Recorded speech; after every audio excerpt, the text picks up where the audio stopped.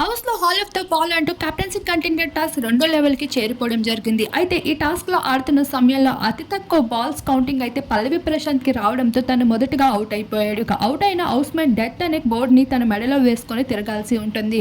అదే చేస్తూ ప్రశాంత్ అయితే హౌస్‌లో తిరుగుతూ ఉన్నాడు. ఇంకొక వైపు టాస్క్ రెండోసారి హారన్ మోగ్గా హౌస్‌మేట్స్ అందరూ బాల్స్ కోసం గుద్దులాడుకుంటూ పోటీ పడుతూ ఉండగా ప్రశాంత్ మాత్రం చాలా డిసప్పాయింట్‌గా ఉన్నాడు టాస్క్‌లో ఓడిపోయినందుకు.